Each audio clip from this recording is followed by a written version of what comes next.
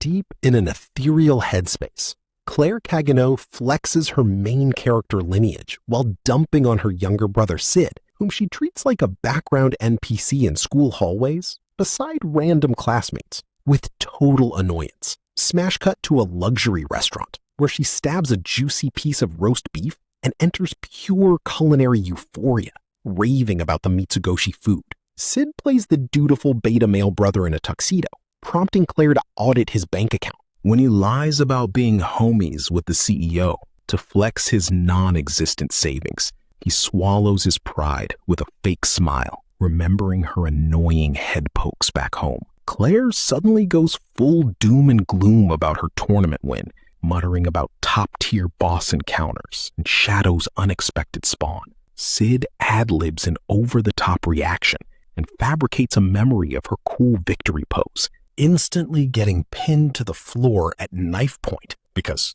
it was actually a middle finger, as she frets about his trash-tier academic future. He lies nonchalantly on the floor like a slacker, smirking about his secret identity, leaving her to sigh and pull out a glowing weapon to force recruit him for a high-level raid on the Blood Queen. Sid's inner Chunibyo hyperventilates with joy at the vampire trope. Under a glowing full moon, she marches him through town explaining her spell sword anti-vampire score, leading Sid to question basic undead lore before she clarifies that Lawless Town is the server's last Wild West zone under the shadow of the Crimson Tower. She insists this side quest will boost his knight resume, promising complete protection with a squad leader smirk. Sid detects aggro and sniffs blood in the air, sending Claire into high alert panic as she dashes down a dark alley and draws her weapon on a shadow.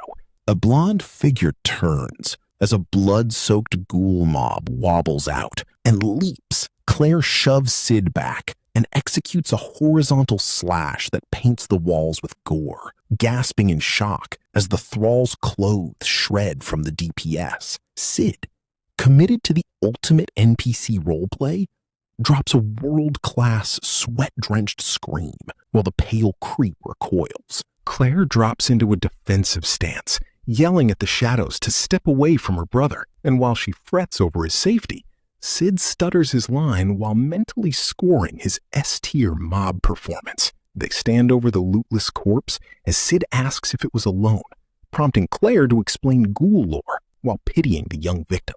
She laments human corruption and worries about turning into a monster herself, but when Sid tries a snappy mob insult, she violently pummels him into the pavement. Recovering her melancholy tone, she whispers rumors about Princess Rose's corruption and her own childhood curse, recalling black blemishes taking over her body and inspecting her hand nervously. Sid keeps a poker face, remembering he already cured that debuff years ago, and offers a calm reassurance while dripping blood.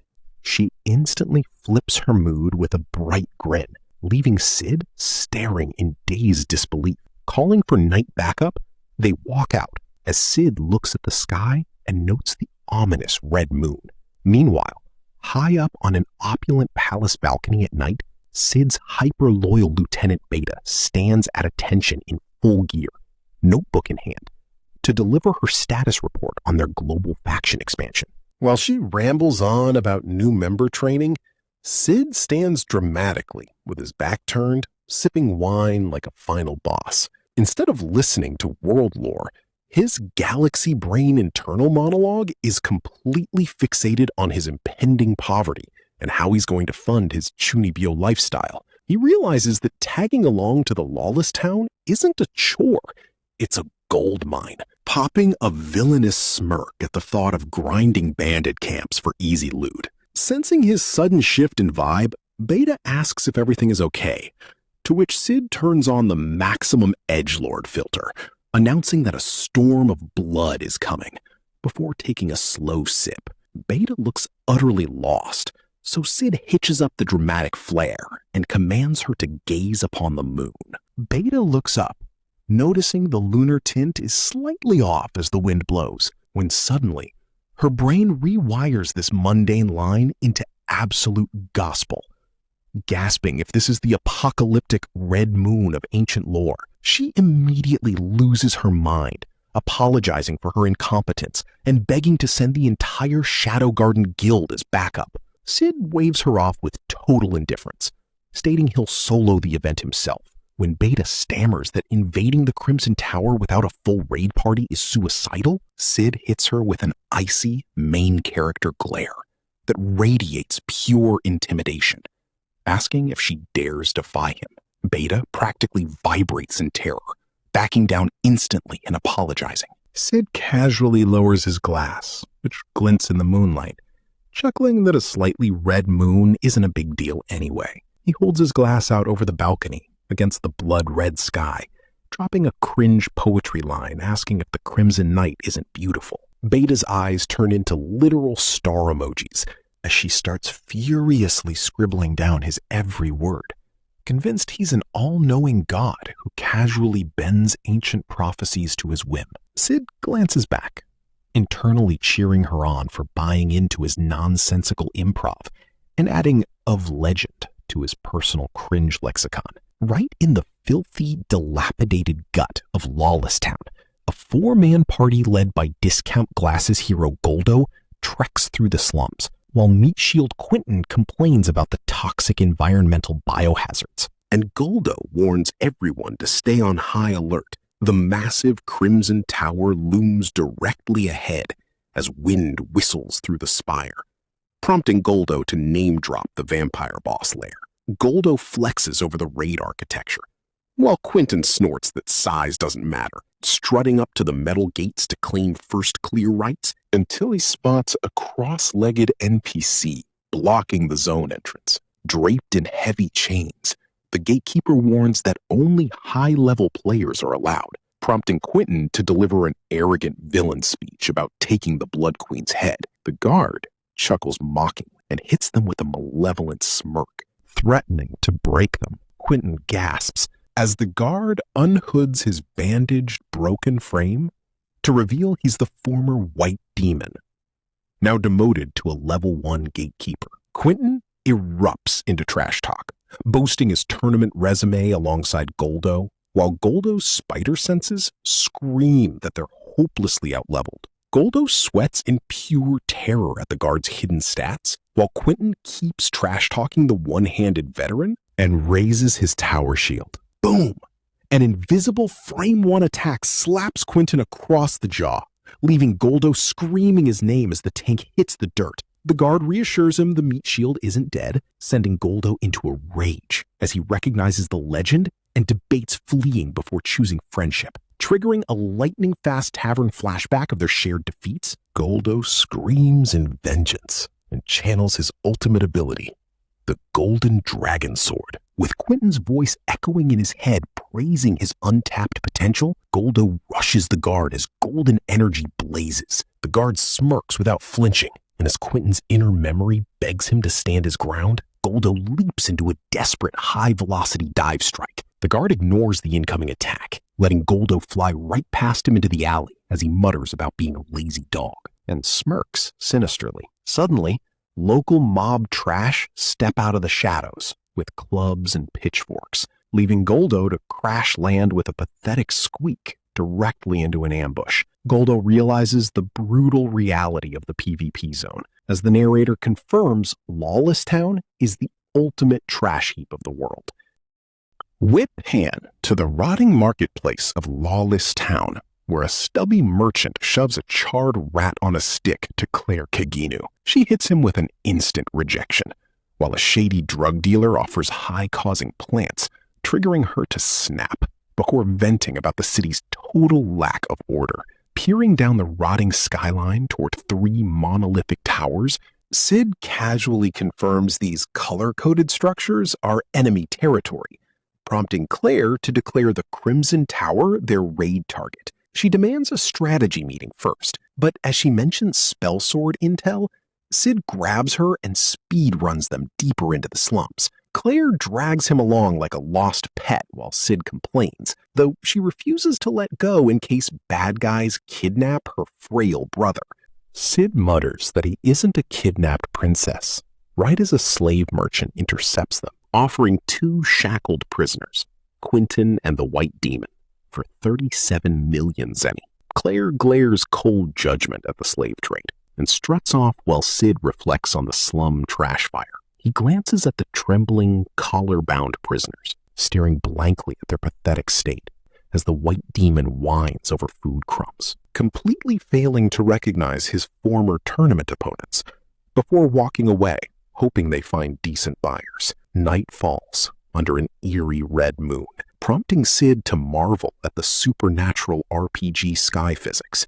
Ditching Claire's strategy briefing, Sid sneaks out for a walk to farm the local area. Suddenly, a brown-haired pickpocket speeds past him like a streak of wind, but Sid executes a frame-perfect counter-pickpocket, smugly invoking an eye for an eye. Counting a sweet 40k zenny take, Sid beams with pure greed at this infinite money exploit and clutches the cash to finance his future shadow play. Standing nonchalantly on a corner, a sudden woman's scream heralds a mob spawn as a ghoul silhouette frightens the crowd. Sid prepares his standard mob evasion routine until two thugs step up looking for stress relief. One thug snaps a random young man's neck over gambling losses, spraying blood everywhere while the duo laughs at their human sandbag. Sid watches the brutal beatdown in silence, soaking in the chaotic, blood-soaked atmosphere. Realizing normal mob behavior might make him stand out in this high PvP zone, he strikes an edgy hand-on-forehead pose to play the mysterious background boy who chuckles at violence. The thugs finally leave the victim to go grab booze, but the corpse snaps its eyes open with feral aggression and bites a thug's neck in a shower of gore. The thug screams as the ghoul gets hit by an invisible force before getting sliced through the torso, leaving the thug wailing before getting cut down himself. Sid maintains his cool pose against the wall as the ghoul turns toward him and lunges with killer intent. Sid gives a condescending yuck as an invisible strike guts the monster midair. Vampire Hunter Mary steps out, commanding him to run, hitting a combat stance under the red sky while warning that the Red Moon rampage has begun. Covering his eye like an edgelord, Sid asks for her ID, and she introduces herself as the oldest vampire hunter hunting the Blood Queen. Screaming townspeople flee from spawning ghouls, while a spellsword tries organizing an evacuation until Mary dashes in to intercept the monster. Sid's mental HUD lights up at buzzwords like rampage and vampire hunter, grinning like a maniac as he realizes a major event side quest just triggered and striking a theatrical pose to formally enter the bloody banquet. Smash cut to the chaotic slums below, where panicked crowds flee while a panicked Claire screams Sid's name at the top of her lungs. Surrounded by roaming ghouls, she curses her brother for wandering off despite orders to sit still. She grabs a random mob NPC who rudely suggests Sid got eaten, so she instantly obliterates his face with a direct punch before slumping in grief, praying Sid isn't dead. Suddenly, she spots a blonde ghoul crouched over a dark, shaggy-haired corpse, making wet, crunching noises. Thinking her brother just got turned into monster chow, Claire delivers a brutal horizontal slash that bisects the ghoul. The dark-haired victim's head rolls away onto the cobblestones as Claire pants heavily over the carnage, staring at the dark locks and screaming if the severed head belongs to Sid. Crashing to her knees in total emotional ruin, she shrieks at the heavens in denial, sobbing into the dirt and begging for her brother's forgiveness. Out of nowhere, Mary asks if she's looking for a black-haired young man, causing Claire to snap her tear-stained face up. Mary introduces herself and mentions spotting two guys fitting the description. One who was creepily laughing at monsters, which Claire violently rejects because her frail little bro wouldn't laugh like a creep. And a generic, plain spell sword kidnapped by the Blood Queen's goons. Claire gasps as the generic description hits 100% accuracy, shouting that it's definitely Sid. Mary apologizes for failing to save him, but Claire ignores the apology, snarling through her teeth to demand Sid's location. Mary reveals he's being taken to the Crimson Tower as a blood sacrifice and offers an alliance, which Claire accepts with cold resolve. wiping her tears and swearing to save Sid. The pair duck into a ruined building for shelter, setting down a lantern as Mary confirms Claire's identity and shared goal. Claire asks what's going on, prompting Mary to drop essential lore. Mary asks how much Claire knows about vampires, and Claire notes they've been extinct for 1,000 years. Gripping her sword, Mary dives into ancient history. Vampires once ruled humanity like livestock, until humans figured out their weaknesses, flipping the script and making humans the hunters. Destroying their heart kills them instantly. Lack of blood drains their super stats, and sunlight turns them to instant ash. But just as vampires became myth, a massive catastrophe occurred. The Red Moon wiped out 3 entire kingdoms overnight, courtesy of the Blood Queen, Elizabeth. Claire gasps at the mention of the Red Moon, frantically pointing at the sky outside and asking if this nightmare is repeating itself. Mary confirms the ghoul rampage is just the opening act. Focusing on the Red Moon will grant vampires 3 days of continuous daylight-free stat buffs. Cut to Sid standing in the ruins, looking utterly bored and oblivious to his sacrificial plotline. While back in the hideout, Claire clenches her fist, refusing to let the disaster happen. Mary reveals a secret infiltration tunnel directly to the tower, noting their goals align: kill Elizabeth and rescue Sid. Mary extends a formal party invite, and Claire locks in instantly, sprinting out into the night while screaming for Sid to hold on. Meanwhile, deep in the narrow alleys of the Red Light District, the Red Moon's creepy influence has turned the pleasure quarter into an eerie, deserted nightmare. Suddenly, a dark-coated bodyguard gets absolutely blasted back in a spray of blood from a massive ghoul strike. A local working girl named Marie crouches in pure horror, listening to the stomach-churning crunch of ghouls eating nearby. Her cat-eared friend screams from down the alley to snap out of it because all the brothel's security guards just got wiped out. Marie is too paralyzed with fear to move, trembling alongside another blonde girl. And just as a ghoul looms over them, a flash of steel decapitates the monster in a massive fountain of blood, making Marie shriek. She opens her eyes, utterly bewildered, looking up at a mysterious figure with a ridiculously dramatic black trench coat fluttering in the wind. Standing on the stairs with his sword planted like an absolute boss, Sid introduces himself with his peak Chunibyo speech. "My name is Shadow, one who lurks in the shadows and hunts the shadows." He keeps his hood low, looking incredibly edgy, and tells them to run because the rampage has begun. Marie grabs his cloak, completely confused by his cryptic roleplay. But before she can ask questions, Sid uses his high-speed movement to vanish with a clean whoosh, leaving Marie staring at the fallen victims in distress. Her cat-eared friend rushes over to check on her, prompting Marie to ask about this mysterious shadow. The cat-eared friend stands over her with a serious expression, asking if she knows him. She explains his terrible reputation, recounting how customers say Shadow is the boss of a gang of villains who attacked the academy, destroyed the sanctuary, and have been doing whatever they damn well please. She points out that Shadow's arrival is probably the entire reason the town is currently glitching out, and lets out an exasperated sigh at the absolute mess of their workspace. Another blonde girl stares at a dead bodyguard in terror as the alleyway is revealed as a graveyard of blood-soaked bodies.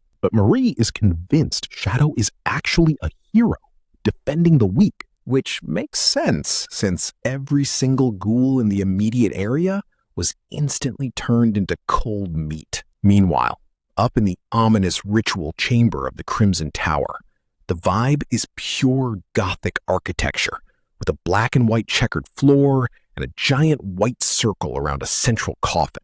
Lord Crimson and his formal-suited butler confirm that the human offerings are locked and loaded. Crimson looks out the window, noting the Red Moon isn't at peak saturation yet, but gloats that once it is, their beloved Elizabeth will revive. They discuss their campaign progress, and the butler warns that 3 specific high-level players are offering unexpected localized resistance. He he pulls up a hologram of the White Tower's elegant boss, Yukime, and the Black Tower's beefy armored ruler, Juggernaut. Crimson shrugs them off, confident that none of these scrubs can stop the Blood Queen's revival or their impending world domination. But the butler shows one final profile, a mysterious hooded figure who has been completely wiping their vanguard units. Crimson asks who this third mysterious challenger is, and the butler warns that this rogue player, known only as Shadow, might actually be the biggest threat to their entire operation. Back in reality, Crimson's face twists into a furious scowl as he spits Shadow's name, swearing that nobody is going to ruin his perfect raid plan.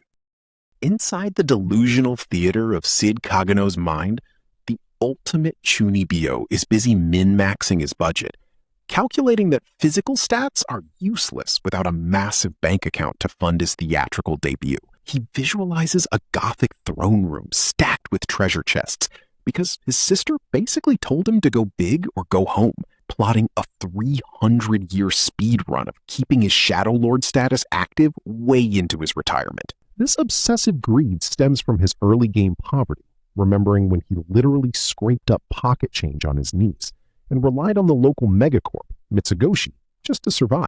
Now, he's fantasizing about the ultimate premium meal of pancakes and expensive red wine, fully convinced that self-earned cash makes the loot taste way better. Smash cut to the grimy streets of Lawless Town, where our boy is harvesting gold coins off mob drops, realizing that farming ghouls is the absolute easiest gold generation exploit in the game. Grinning like a lunatic under a rain of currency, he declares this Crimson Tower event his personal bonus stage. Meanwhile, the local Spellsword Union is experiencing a total party wipe on the blood-soaked cobbles below, screaming as their frontliners get absolutely shredded. Meat Shield Grain is panicking because the trash mobs keep pushing them back from the Blood Queen boss room, while a dark-haired warrior lady tells him to stop crying and stop ruining their raid party's morale. The DPS squad is already falling apart, with an angry Spellsword yelling that he knew this quest was a bad idea from the character select screen,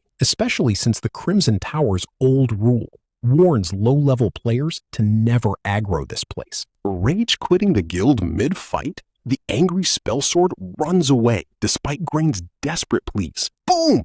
Suddenly, the guild leader gets completely insta-killed in a spray of gore, leaving the dark-haired warrior screaming. The rest of the mob loses their minds, shrieking that they're totally doomed. The warrior lady tries to call a retreat, but she's cornered by a massive horde of ghouls and prepares to accept her inevitable game over. Whip pan to a sudden burst of lightning-fast shadow magic as our disguised protagonist drops a Chunibyo voice line, unleashing a massive jet-black whirlwind AoE attack that sends the entire mob flying. The blast knocks a couple of bystanders back like ragdolls, leaving Shadow standing in the dust looking ridiculously edgy. The warrior lady is left completely stunned, desperately reaching out to ask the identity of this mysterious high-level player, while offering her guild's full cooperation.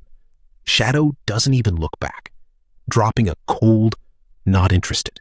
I'm finishing this speedrun solo" line before walking away. The warrior lady is left staring at his legendary silhouette, imagining him standing atop a mountain of loot under the crimson moon. Right on cue, a meathead named Glenn lunges into the fray with a heavy horizontal slash, moving over to the chaotic alleyways of Lawless Town. A major turf war is peaking as a local muscle-brained brute named Glenn lunges with a horizontal slash. He leaps through the air to execute a lethal jump attack on a smug, fox-eared lady. Glenn is screaming some unhinged threat about how he only came to hunt basic vampire bats, but the Vixen fighter just smirks at his absolute lack of manners. But Glenn doesn't care about etiquette and brings his giant sword down to finish her off. Suddenly, a massive flash of light blinds the alley. To Glenn's absolute horror, our hooded main character casually spawns in and catches the giant greatsword with a single bare hand. The brute's jaw hits the floor as he yells about the sheer impossibility of the parry. The fox-eared lady immediately narrows her eyes, demanding to know what kind of powerhouse just crashed their fight. Sid, loving every second of this peak Chunibyo moment, declares himself as Shadow, the ultimate hunter of the dark. He glares at them, basically telling these local NPCs to get out of his way, because his real business is inside the tower. The two local crime lords share a look of pure confusion, but Glenn's single brain cell finally sparks as he realizes this is the legendary leader of Shadow Garden. The fox-eared lady immediately changes her tune, dropping a gentle smile. She casually mentions she runs the local red light district and heard he rescued some of her staff. She even leans in close, offering a very personal late-night reward once the dust settles. But Shadow hits her with the ultimate Sigma male rejection, waving her off because he doesn't care about her rewards or saving random NPCs. Glenn laughs hysterically at her getting completely friend-zoned, but the fox-eared lady quickly gets serious, pointing out that the ghouls have been absolutely decimating their ranks. Glenn scowls at the sky, grunting that it's high time they demolish one of the town's rival towers. A mysterious tall guy in a wide-brimmed hat adjusts his coat and suggests they focus on the Blood Queen before Shadow steals all their potential loot. Right on cue, some edgy white demon character steps up, gripping a massive scythe and bragging about how excited he is to hunt new prey. He rants about how he's finally going to paint the town red under the moon. He even starts explaining his boring, tragic backstory about how he used to be a knight captain before his blood fetish got him fired.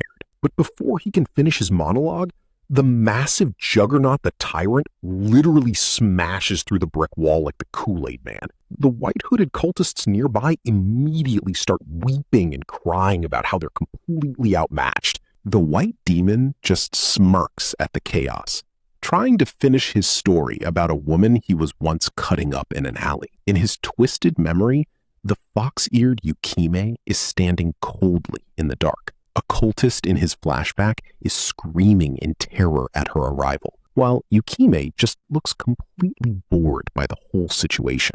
He also recalls a seemingly weak guy in a black coat strolling through the alley. The white demon continues his internal monologue about how much he loves the sight of red blood, but his flashback suddenly cuts to him getting absolutely bifurcated by Shadow, blood spraying everywhere. His face contorts into a mask of pure shock. He ends up lying flat on the cold ground, staring at his own pool of blood while gasping in confusion. And as he looks up at the red moon, deep inside the dusty archives of the Crimson Tower Library, the lore master elf Beta is busy farming lore when her concentration is shattered by a series of massive explosions. Giant cracks spiderweb across the reinforced stone wall before Claire Kagenou and Marie crash through the debris like terrible players failing a stealth check. Claire groans about the wall being flimsier than expected, while Marie tells her to watch her step. Beta stands perfectly still, dryly greeting these uninvited intruders, but her eyes widen as she recognizes Lord Shadow's sister. Claire demands to know how she knows her name, and Beta quickly improvises, pretending she only knows her as the legendary champion of the War of God Festival. Claire draws her sword with hostile intent, forcing Beta to introduce herself as a member of Shadow Garden. Beta reveals they are searching for progenitor blood to cure possession, theorizing that the two are biologically linked. Marie flies into a rage, calling it blasphemy, but Beta throws out a massive drive-by deconstruction, exposing Marie's secret identity as the oldest vampire hunter. Marie gasps in shock, and Beta asks if she's still searching for her lost homeland. Claire instantly pivots, asking Marie what she knows about curing possession and pleading for a way to save herself.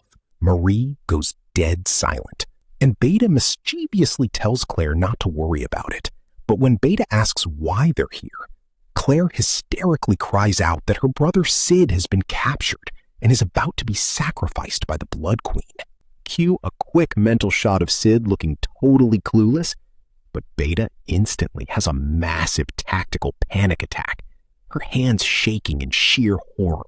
Under the mask, she screams in absolute disbelief, completely losing her cool over her beloved Lord Shadow being in danger. She tries to lunge forward in a panic, forcing Marie to hold her back and order her to stay on mission. Deciding they need to speedrun the rescue, Marie drags Claire out of the room.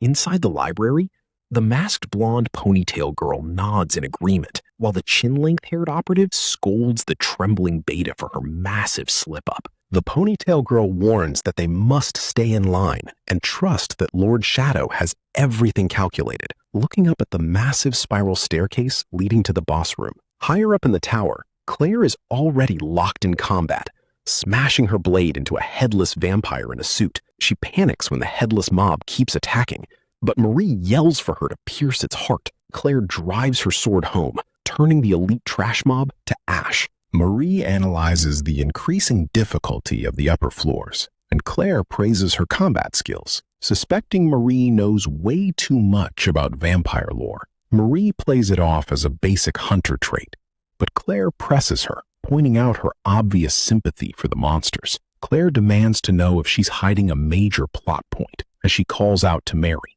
and asks what secret she is harboring. Marie deflects, counter-questioning why Claire is asking about possession and why she's so obsessed with the cure, before coldly stating that no cure exists anyway.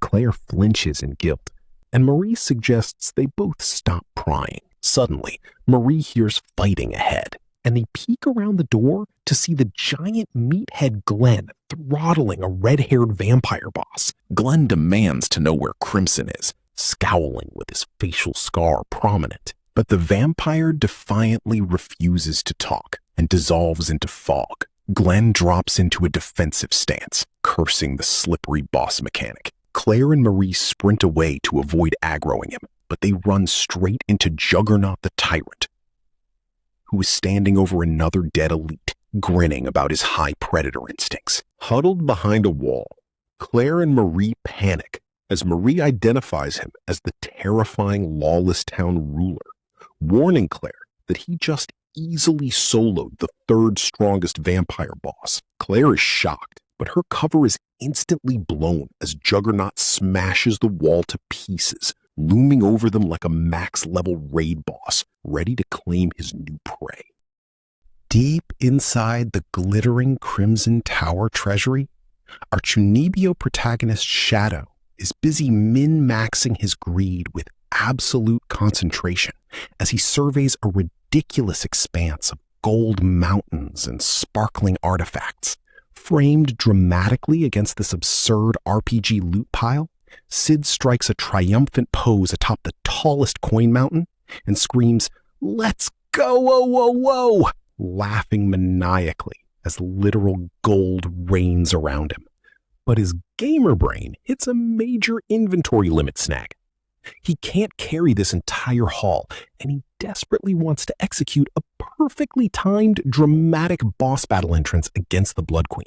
He can already picture the ultimate cutscene.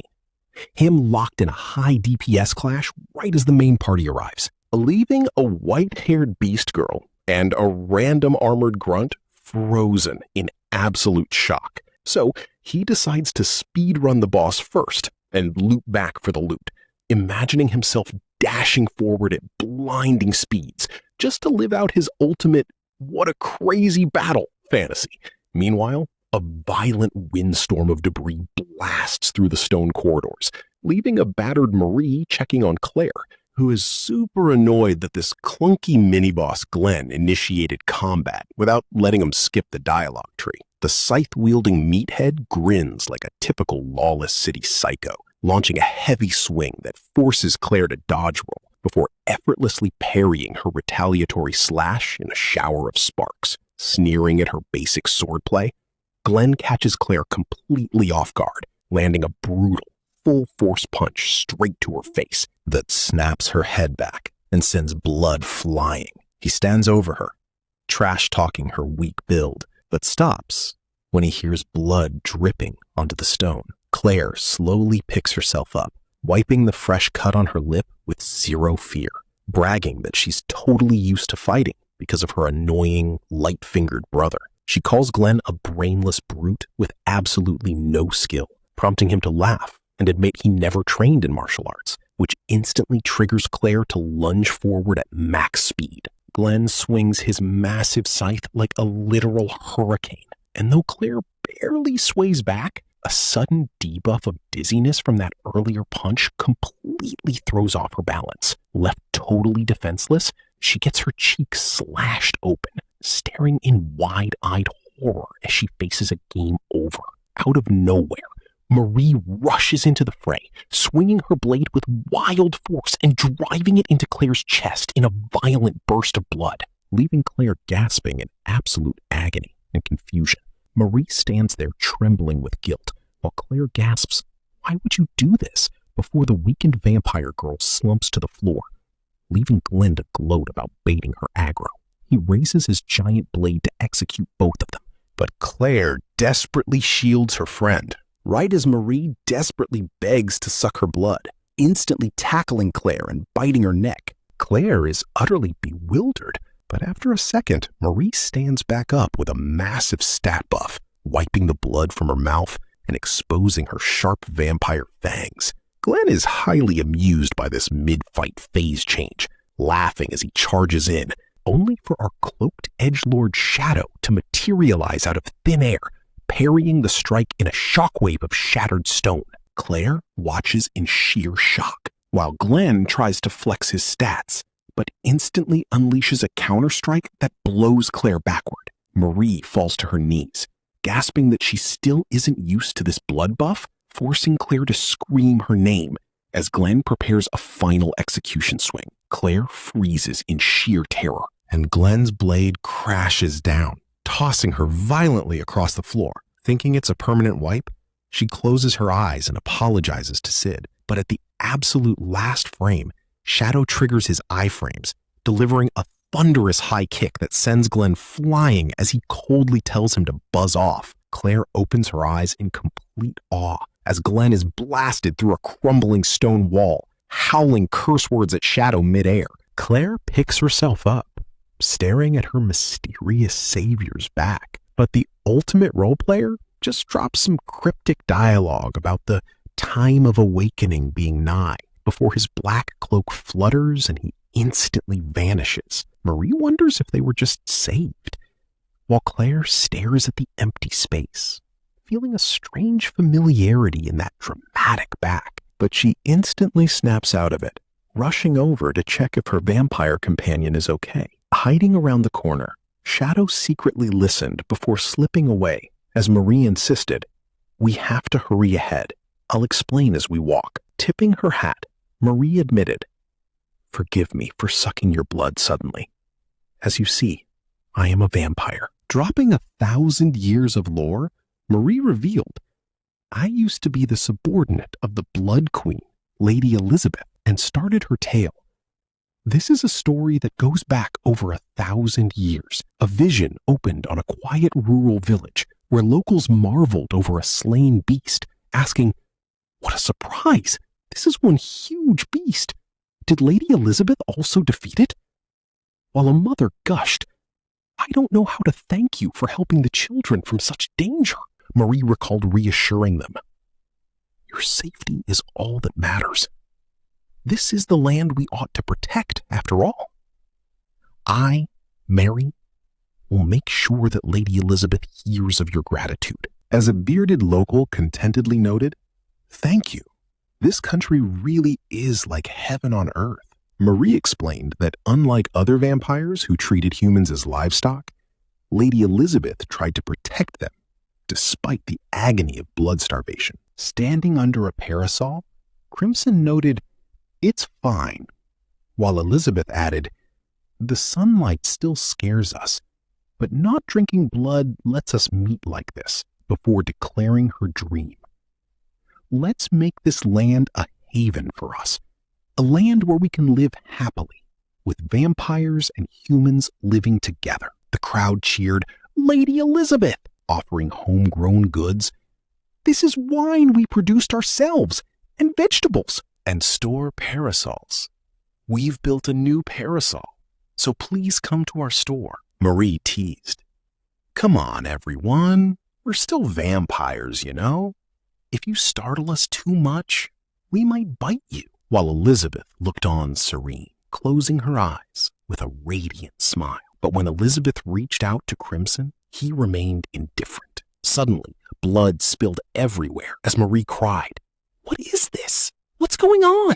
Amidst total carnage, why did Lady Elizabeth kill all the townspeople? Crimson smugly confessed, I put human blood in Lady Elizabeth's food, and I removed her shackles, explaining that the blood moon triggered her urges as Elizabeth bit a villager, and Crimson declared, her rampage has begun.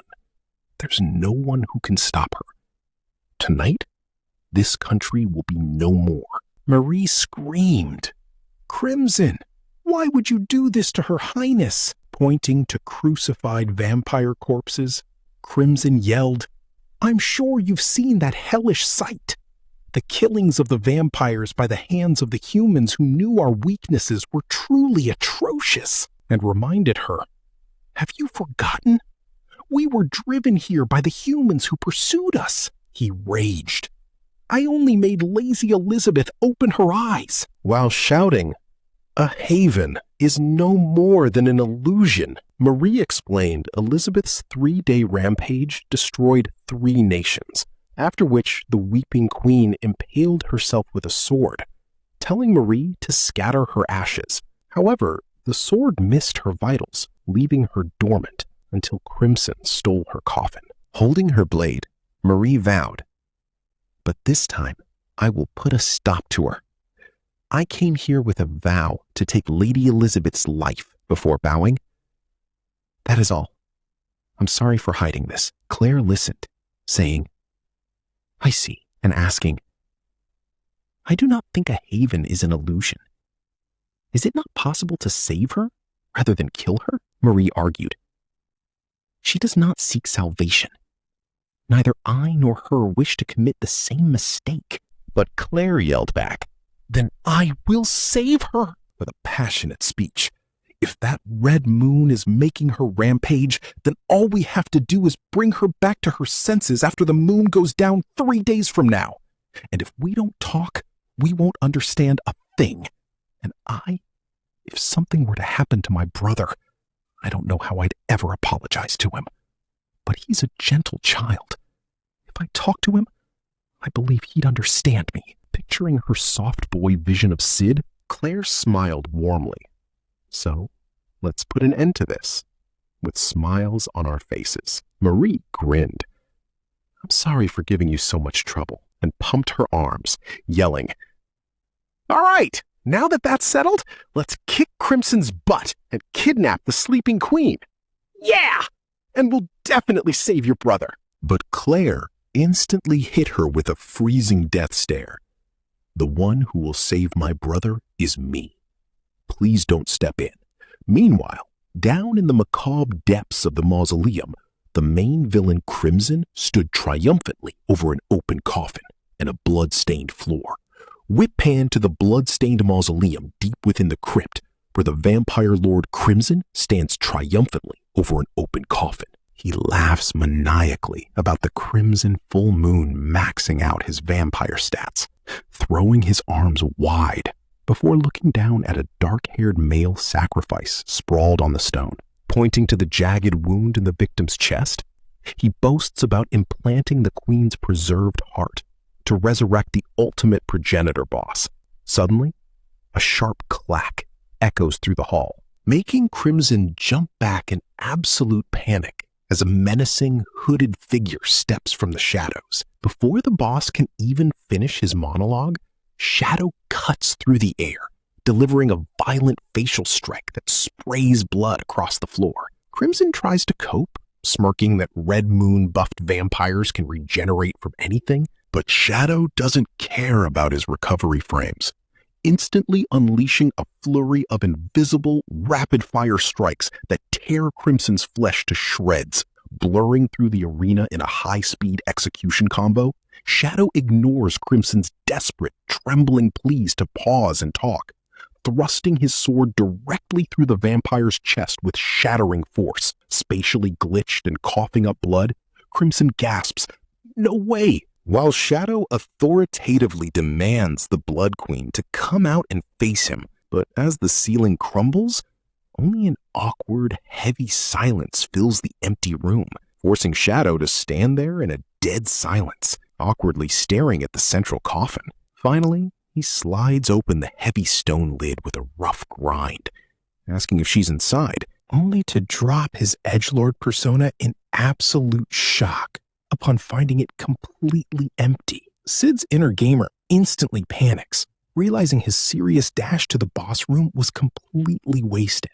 And looking down at the dead body, he assumes some other party already cleared the raid. Slumping his shoulders in absolute disappointment, he complains that wasting time to save his sister on the way cost him his epic boss fight moment. Muttering that he might as well just go back and loot the treasury, he casually walks away. But as his footsteps fade into the distance, Crimson's eyes suddenly snap open to a booming heartbeat, ready to trigger his Phase 2 boss fight.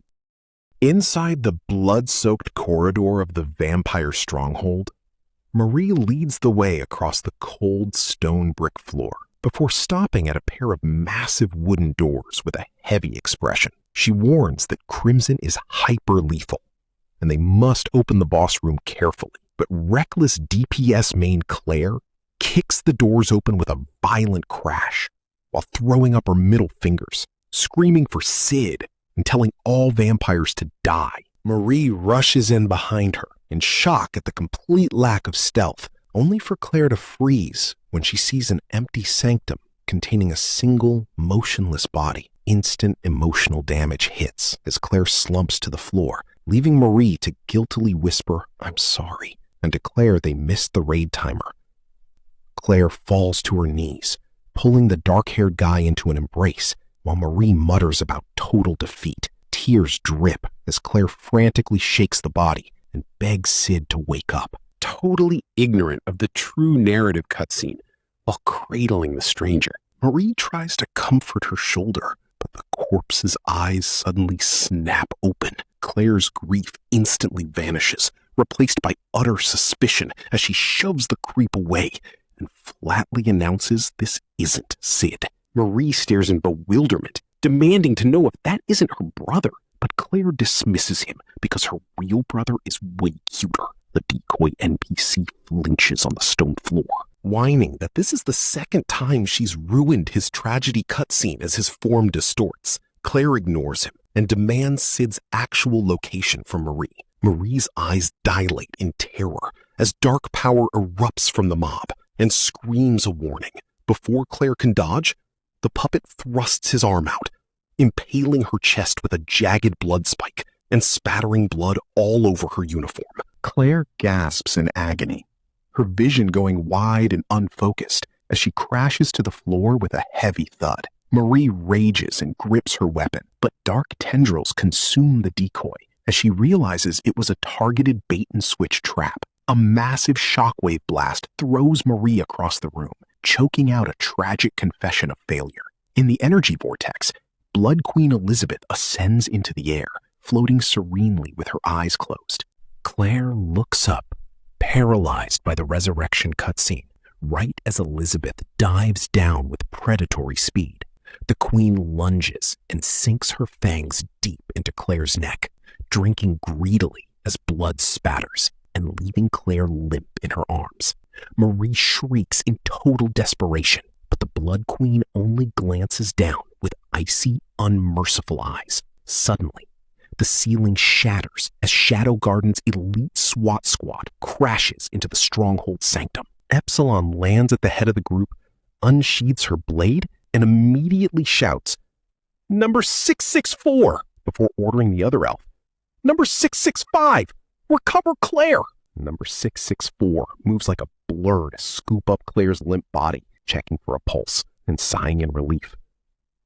She's still breathing, albeit barely. The three squad members line up in dramatic battle poses, with number 664 declaring, "Leave the Blood Queen to us, Shadow Garden." Behind her cool demeanor, Epsilon is secretly suffering an intense mental panic about failing her supreme boss, visualizing Lord Shadow's epic hooded profile to fuel her resolve. An operative leaps forward to clash swords with the Queen's magical blasts, screaming, "I cannot betray his trust," as metal echoes against dark power. Number 664 delivers a swift thrust that pierces directly through Elizabeth's chest, shocking the Blood Queen. Though when 664 tries to retract her weapon, the boss's flesh holds it fast, prompting her to grumble, "Damn, I can't pull out my sword." Epsilon follows up with a heavy arching slash that drops Elizabeth hard onto the floor. Epsilon checks on her allies, receiving a hopeful response from another masked operative. "Well done, number 666. We might still be able to win this." However, Marie interrupts with grim reality, warning, "No, you can't." As Epsilon pauses to ponder if the Queen is just weakened, Marie explains, "But Lady Elizabeth has always been grumpy after waking up." On cue, the Blood Queen swirls her dark energy into a grotesque dress of blood that makes Epsilon shiver in dread. Breaking the tense atmosphere, wooden sandals clack across the stone as Yukime enters the arena, fanning herself with a smirk and chiming in, "Do let me in on the fun." Epsilon instantly recognizes her as Yukime the Yoko, just as a bruised and bloody Glenn limps in behind the Fox Lady, growling about payback. When Yukime giggles and asks what hole he crawled out of, Glenn roars, "Piss off! That bastard Shadow kicked me down, so I had to crawl up the walls all over again, damn it!" Feeling the Blood Queen's terrifying presence spike, Epsilon senses the insane danger level, but looking at this wild alliance of side characters gives her a sudden spark of hope. Glenn yells, "We ain't here for a staring contest," as he rushes in, screaming, "I'm gonna end this baby," while swinging his massive blade. But his attack passes harmlessly through Elizabeth as she dissolves into mist, leaving him shouting in total confusion. She turned into fog. Yukime remains unbothered, calmly suggesting they blow the cloud away, but a sudden blast of wind sends a Shadow Garden member flying. Refusing to back down, Epsilon leaps in with an X-slash, barking to her squad, "Quit standing around. If we keep slashing away, we should have a chance." Far away from the chaotic raid on the stronghold's top floor, Claire Kagenou's consciousness drifts into a sterile white mindscape, where she lies unconscious on an invisible floor, with a smudge of grime on her face. Within this infinite white expanse, an ethereal voice echoes through the silence, asking, "Can you hear me? Do you hear my voice?" Claire suddenly finds herself standing upright, snapping her eyes open in complete confusion as she asks, "Huh? Where am I?" A sharp stinging on her cheek makes her touch a dark mark, panicking. "Ow! This blemish? It's possession?" The ultimate goth mommy Aurora appears nearby with a calm demeanor, explaining that it isn't possession and that he cured her of that disease long ago, dropping the subtle hint that he is someone very close to Claire. Tensing up with anxiety, Claire stammers, "Who are you? What's happening to me right now?" Aurora tells her to stay calm and that she is here to help, warning that two conflicting bloodlines are flowing through Claire's body and will rot her away if uncontrolled. Right on cue, a glowing magical seal flares on Claire's right hand. As Claire gasps, "That mark!" Aurora explains it will teach her how to control the magic. Noting that their time in this mental space is running short as the blemish fades, Aurora gives a confident smile and announces, "I'll be borrowing your body for just a bit. I won't be able to exert my full strength, but I should be of some help." Shocked by the invasion of personal space, Claire leans back and stammers, "Wait, who are you? Why did you save me?" Aurora drops a mysterious grin, starting to reveal her identity. "My name is Aurora. I'm here for you because," triggering a massive realization in Claire, "your shadows." The white void shatters back to the inner sanctum, where Marie leans over her crying. "Claire, you finally opened your eyes." As the mental light breaks like glass, Marie shouts her name in desperate relief, while Claire slowly stands up with an unnatural, fluid grace. A chill runs down Marie's spine as she takes a hesitant step forward, stuttering. "Hey, Claire? The color of your eyes." Catching a glance at her piercing profile, Marie gasps. "Became violet." A sudden surge of magical wind whips around Claire as the Witch of Calamity takes complete control, drawing her blade with a confident smirk and purring, "All right then, let's see how much we're able to endure." Smash cut to the grand inner sanctum, where panic hits absolute peak aggro as Marie freezes in total dread over Claire's glowing eyes. The possessed edgelord smirks right through the carnage, forcing Epsilon into an instant panic block just as Blood Queen Elizabeth charges an AoE rain of blood arrows and lunges with violent speed. Possessed Claire casually drops a counter barrier, declaring the blood originates from her own stats, before detonating it into a razor-sharp zwish that showers the entire hall in crimson. Claire poses like a high-tier raid boss while the squad watches, prompting Epsilon to gasp at the defensive fog, while Marie senses the real danger. Droplets hit the stone as Marie calculates the spell hijack, which immediately manifests jagged blood spikes that impale Elizabeth directly. Spitting damage from her cheek, the queen gets blitzed by Claire's relentless melee strike. Claire stays deadpan, mocking Elizabeth's failed long-range strat before swinging her staff to create a room-shaking gust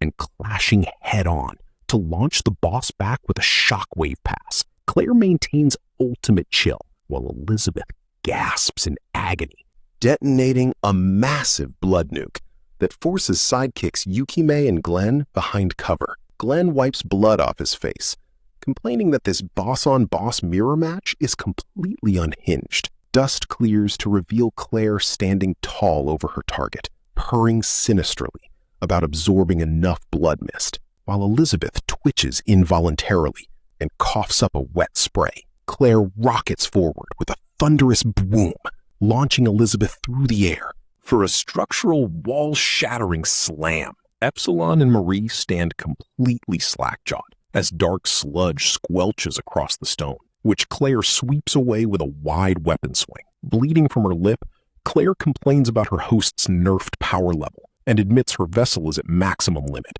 triggering Marie's immediate medical freakout. Epsilon suddenly spots Phase 2 charging up as the floor sludge hums and Elizabeth floats back up as a dark energy entity. Glenn yells in disbelief at the boss's second health bar while Yukime shakes in terror. Marie charges in to draw aggro and screams for the team to evacuate, but Claire shuts her down with a smug smirk about fulfilling her precise role. Whispering that he has arrived, the Shadow Garden squad stares nervously at the pitch-black corridor where a twisted, dark limb reaches out from the void, revealing the ultimate dramatic menace himself.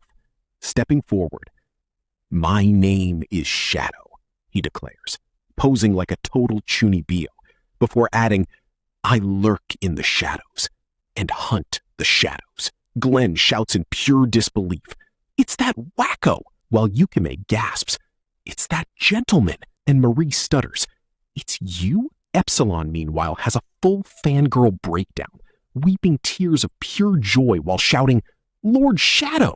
You came for us, Lord Shadow? Oh, you look so gallant!" While Yukime screams a quick warning, "Be careful, Mr. Shadow!" Elizabeth fires an ungodly boss beam, with the narrator hyping up. The Blood Queen is unlike anything you've seen, but Sid doesn't care. He parries the ultimate blast head on, leaving Yukime gasping. He parried all of it, and Glenn screaming. He's matching that monster's prowess. Energy swirls around him as Sid swings his weapon in an arc toward Elizabeth, who tries to block right before getting launched backward by a thunderous strike. Epsilon asks, "Did he finish her off?" But Marie warns, No, stay on your toes! The crimson pool beneath them swirls violently. As the narrator explains, the reason Lady Elizabeth was called the strongest being ever is that she could create powerful clones out of her blood. Sid moves like an absolute god, effortlessly dodging the clone ambush, shattering their defenses, and smashing them into stone walls. Yukime is completely entranced, gasping, "She can't get a single hit in! His form is a sight to behold!" But Epsilon notices something subtle, thinking, no, something is off. When she notices Sid take magical explosions head on, wondering, why isn't Lord Shadow attacking back? Usually he'd have retaliated by now. What's his reason for just standing in one place and taking those blows head on? Spotting him standing with wide arms like a tanking raid leader, she realizes it's like he's trying to cut her off from something, like he's protecting something. Her eyes dilate as she gasps. Protecting? Looking back at the injured members of Shadow Garden and his sister, someone realizes, I see. Behind him are the injured members of Shadow Garden and his sister. Epsilon takes a sharp breath as it clicks. And I'm also behind him. Her brain rewires his completely accidental positioning into profound heroism, thinking, he is, as tears stream down her face while crying, protecting us. Right on cue, Elizabeth lets fly a colossal wind blast that catches Sid mid-contemplation, blasting him through the air as he grits his teeth and gets smashed clean through a stone wall into debris. Epsilon gasps, no, in sheer horror, before screaming his name into the dust. Lord Shadow! Whip pan to the cloud of stone dust suffocating the collapsed hall, where Epsilon's screech triggers Beta's instant childhood flashback of walking forest dirt roads with Alpha. Cast out for the curse, Beta was just a passive follower who froze after slaying civilian bandits, blood splattering her cheek. I never managed to get used to killing, she recalls, remembering retching on the road. While apologizing to a confused Alpha, Alpha pitied her, while Beta stared at vacant dead eyes, cursed by nightly ghosts that ruined her sleep.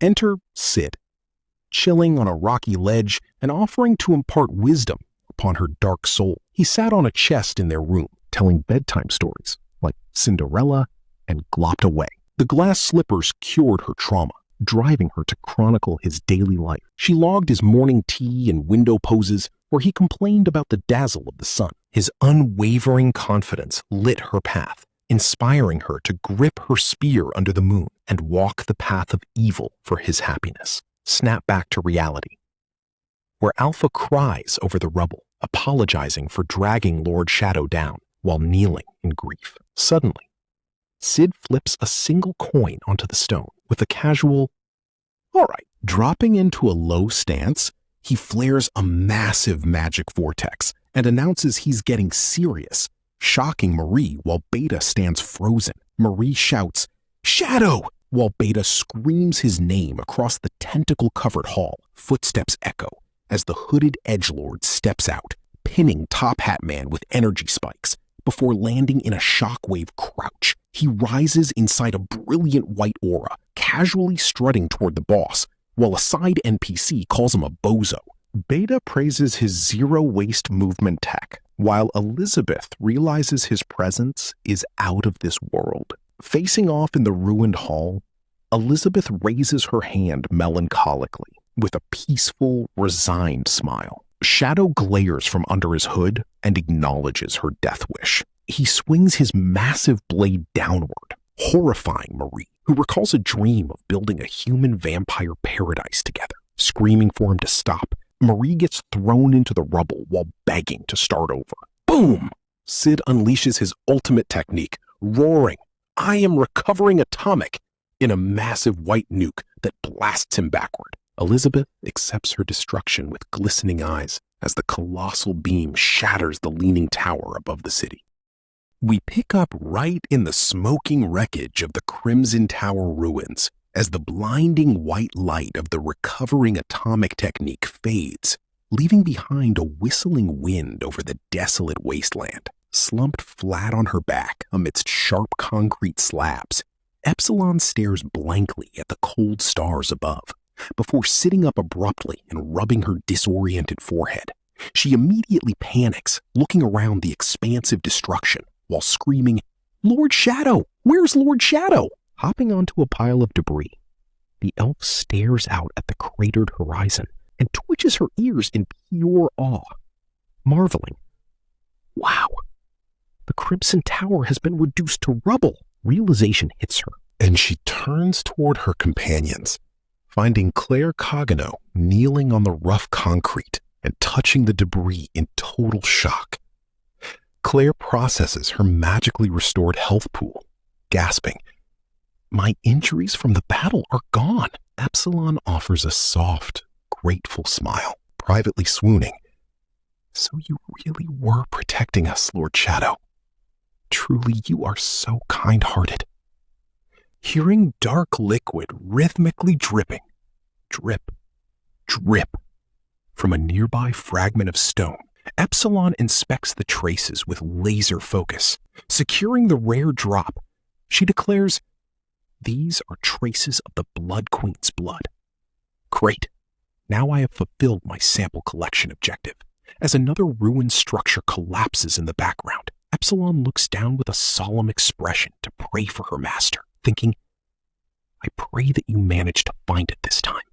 Under the massive moon, Marie stands amidst shattered concrete, tenderly cradling the limp, unconscious Elizabeth in her arms and whispering, "Your land of respite." As the entire scene fades into the pitch-black night sky, smash cut to the bright, bustling streets of the Lawless Town, where the dark night sky of yesterday is gone, and narrow stone buildings cast long shadows over the cobblestones. At an outdoor cafe, a small white money pouch lands on a wooden table with a soft whoop. Sid Kagenou is slumped over the table next to it in absolute, soul-crushing misery, thinking, "Sheesh, I only managed to sneak out this much money." He laments his terrible financial returns. "That's far from enough to support me for the rest of my life. How am I going to retire and live for 300 years like this?" Sure, the boss battle was fun, but his retirement fund is in shambles. "Sid, sorry to keep you waiting," yells his terrifying sister Claire, marching up in her school uniform, while Sid looks up at her commanding presence. Sid lazily asks, "Done saying goodbye to your friend?" Claire hesitates. "Yes. I told Mary no," as her mind flashes back to an ornate carriage waiting on the street.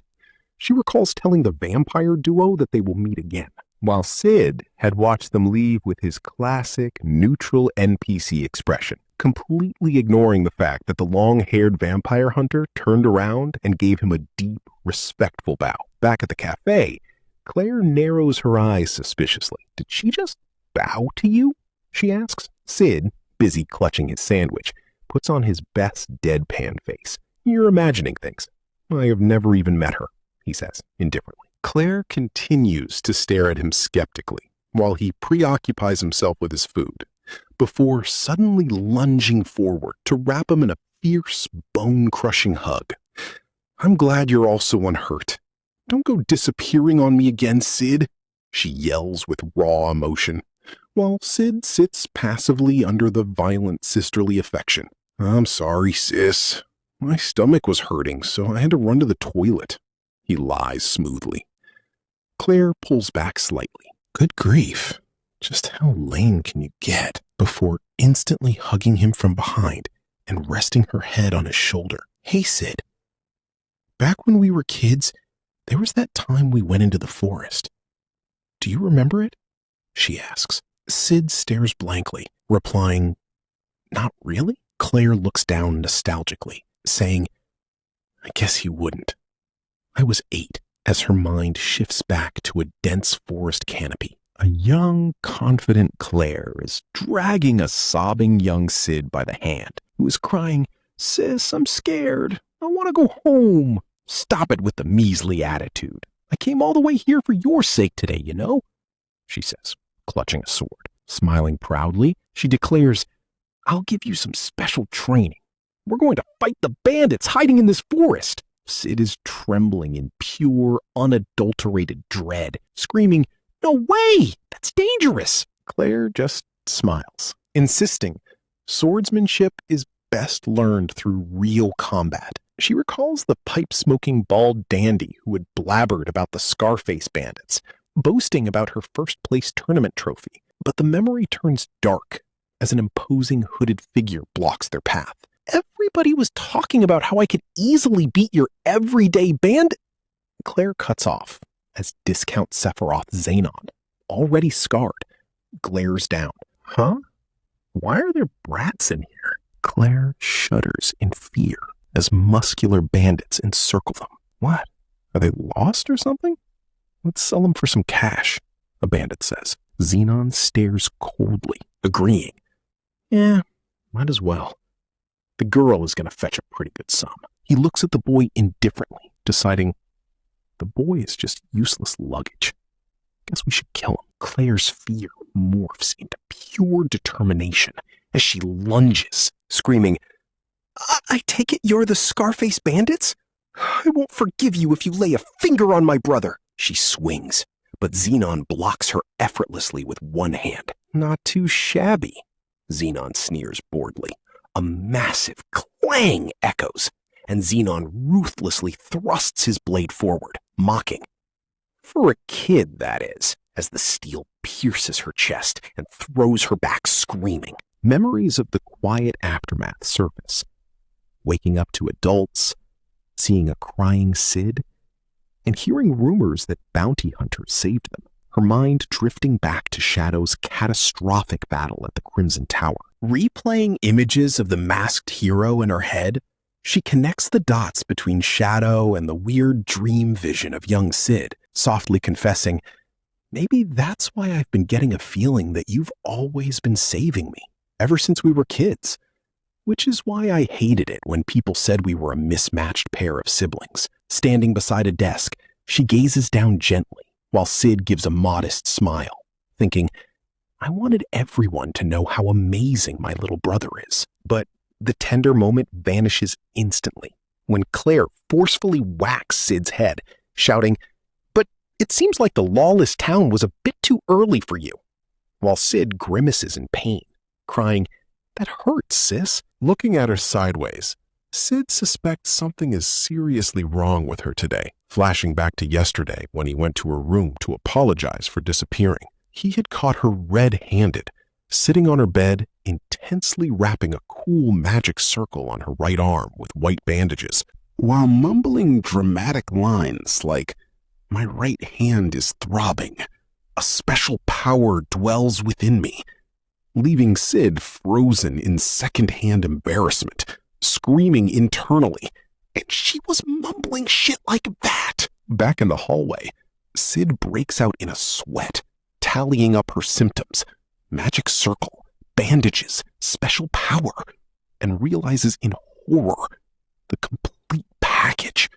My sister has finally hit that age. Claire locks eyes with him, adopting a deadly serious tone as she clasps her hands and confesses, "You see, I have some special power sleeping inside me." Sid panics internally over this ultimate 8th grader syndrome coming out moment, reasoning that rejecting her fantasy will only hurt her and turn her into a delinquent, gulping heavily.